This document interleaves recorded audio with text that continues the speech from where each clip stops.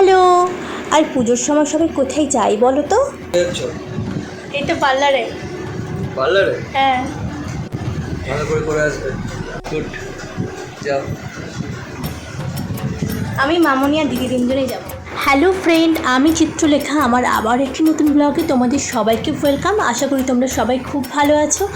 আর তোমরা তো আমার প্রথম ভিডিও দেখে বুঝতেই পেরেছো আমরা পার্লারে যাচ্ছি, আর আমরা বেরিয়েও গেছিলাম। তারপরে সেখানে আমাদেরকে সুদীপদাই নিয়ে গেছিলো। তারপরে দেখো আমরা ওখানে প্রায় পৌঁছেই গেছি। তারপর পার্লারের ভিতরে একটু উঁকি মেরে দেখলাম বেশ ভিড় আছে, তো একটু ওয়েট করতেই হতো। তো তারপর ওদেরকে বলে আমরা বেরিয়ে গেছিলাম হচ্ছে একটু আরেকটা কাজ ছিল সেই কাজটা করতে। আর একটু বৃষ্টিও পড়ছিল, তার জন্য পুচকুটাকে নিয়ে গেছিলাম বলে মামনি ওকে নিয়ে একটুখানি বসেছিল আর কি।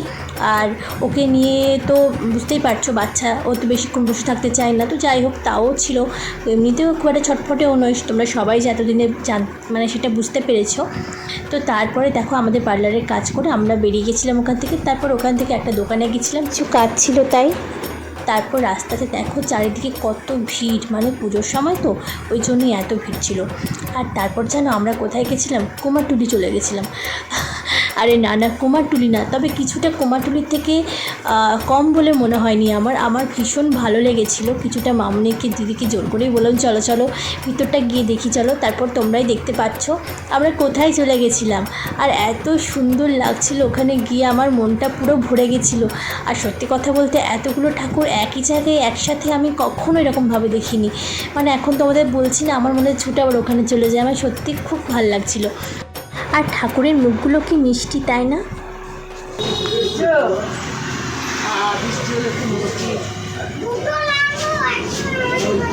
ওগুলো তাহলে কবে নিয়ে যাবে? হ্যাঁ, ও 6 তারিখে।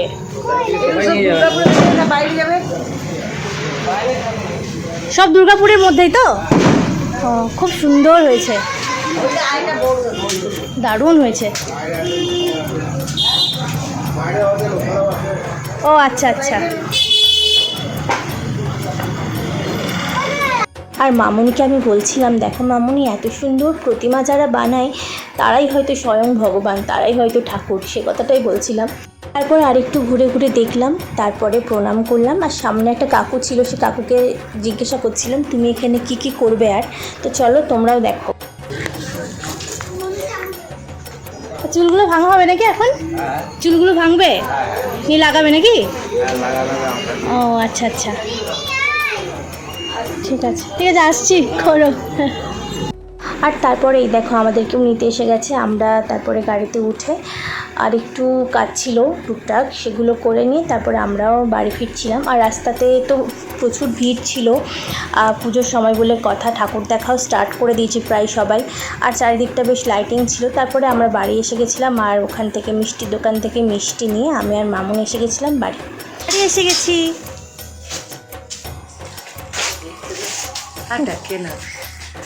আর লিও আমাদেরকে দেখছে।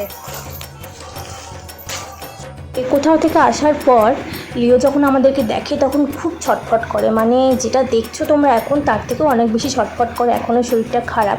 তো যাই হোক, তারপরে আমরা রাত্রিবেলায় ডিনার করে আর রাত্রিবেলায় শুয়ে পড়েছিলাম। তারপরে তোমাদের সাথে দেখা হচ্ছে আবার কালকে সকালে, মানে আজকে সকালের কথা বলছি। তো চলো, হ্যালো গুড মর্নিং। এখন বাজে হচ্ছে 10টা বাজতে 20, আর আমি এখন থেকে আবার ভিডিওটা শুরু করলাম। আর করছি দেখবে, এটা হচ্ছে হেনা।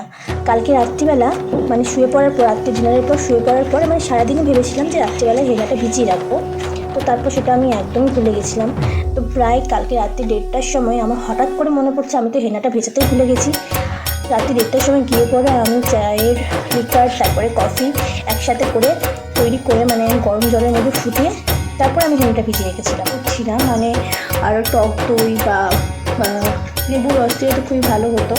এক্সট্রা কিছু করে ইউজ করছি না, কারণ ঠান্ডা এমনি লেগে আছে, এমনিতে হেনা লাগিয়ে অনেকক্ষণ থাকতে হবে, তাই জন্য এক্সট্রা করে কিছু ইউজ করছি না। এটাই আমি লাগাবো, জাস্ট এটার মধ্যে কফি আর চায়ের লিকার দেওয়া আছে। যদি সারা রাত আমি ভিজিয়ে রেখেছিলাম বাস এটা ইউজ করবো। আর অবশ্যই একটা একদম এরকম নাইটি পরে নিতে হবে, না হলে নাইটির অবস্থা খুবই খারাপ হয়ে যাবে। আর একটু চুলে কালার লাগাবে, মামুনিকেও লাগিয়ে দেবো। হেয়ার কাটিং করেছিলাম, তো তোমাদের সাথে শেয়ার করবো। আগে সবটা পুরো ফাইনাল লুকটা তোমাদের সাথে শেয়ার করবো। হেয়ারটাকে আগে একটু চুলটা আঁচড়ে নিতে হবে। আমার চুল প্রচণ্ড কাটলি, আমি এমনি বেশি কাটিনি, তবে একটু একটু কেটেছি তাই বেশি লুটিয়ে গেছে, আমি অতটাও ছোটো করে কাটিনি।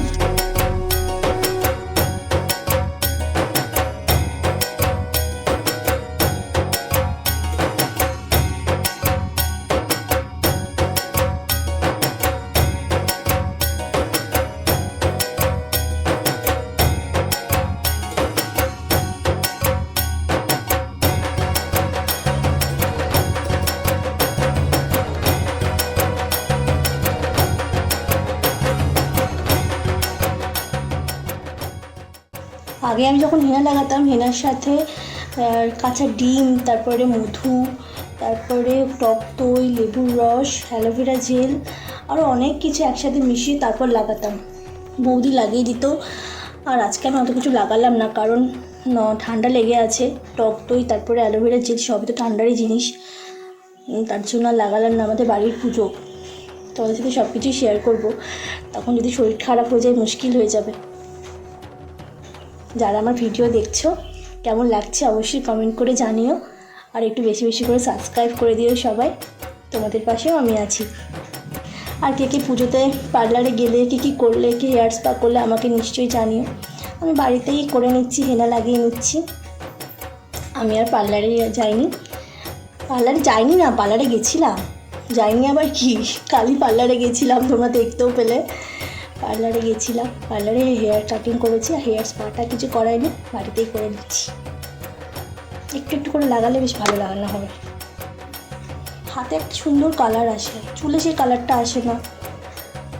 আমি খুব চেষ্টা করি।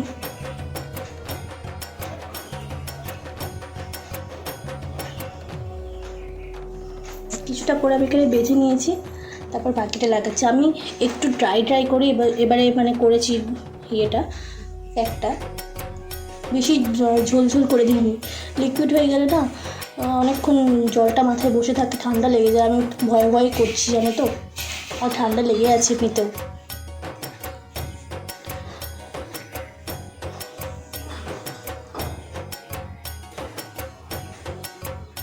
পুজোর সময় বলেই করছি।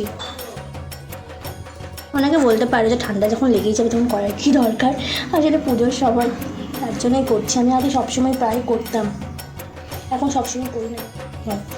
আর এদিকটা করে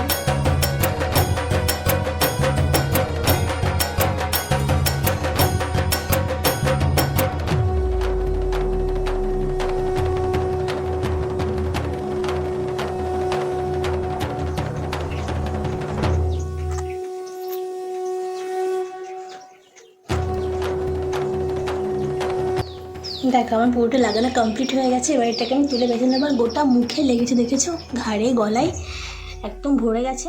তারপরে আমি চুলটাকে নিয়ে একটু কায়দা করছিলাম, মানে দেখো কি সুন্দর বেশ লাগছে না, মানে এরকমভাবে চুলটা নেতিয়ে থাকলে বেশ ভালোই লাগে দেখতে। আর আমার তো এরকম থাকে না, একটু ফুলে ফুলে থাকে। তারপরে দেখো ভালো করে চুলটা তুলে নিয়ে আমি ক্লিপ লাগিয়ে নিয়েছিলাম। তারপরে আমার পুরো পিঠ, গলা, ঘাড় একদম পুরো হেনা ভর্তি ছিল। তারপরে এখন নিচে যাবো, কি রান্না বান্না হবে দেখি, তারপর মামুনি চুলে কালার লাগিয়ে দিই, তারপর আসছি আবার তোমাদের সঙ্গে। আমার স্নান হয়ে গেছে। আজকে আমি কিন্তু শ্যাম্পু করিনি, শ্যাম্পু আমি কালকে করব। আর এই যে কালকে তোমাকে বলেছিলাম আমি কালকে হেয়ার কাটিং করেছিলাম, তো দেখো কেমন লাগছে জানাতে ভুলবে না। আর শ্যাম্পু আমি কালই করবো, আজকে এটা থাকবে চুলের মধ্যে। আর মানে আমি ওয়াশ করে দিয়েছি পুরোটা, আমি পাউডারটা আমি ওয়াশ করে দিয়েছি, যেটা লাগানো ছিল। বাকি আমি শ্যাম্পুটা কাল করবো, তারপর তোমাদেরকে ফাইনাল রেজাল্টটা দেখাবো কেমন হচ্ছে বা কেমন আসছে, ঠিক আছে? তো চলো। রান্নাবান্না কিন্তু যে মামুনি করেছে, আমি করিনি। মামুনি বললো যা তোর যা কাজ আছে সেগুলো করে নে। আর তারপরে চলো দেখি নিচে গিয়ে খাওয়া দাওয়া করে তারপরে আবার আজকের ভিডিওটা এটুকুই। দেখা হবে আবার নতুন একটা ভিডিওতে। ততক্ষণ সবাই খুব ভালো থেকো, টাটা।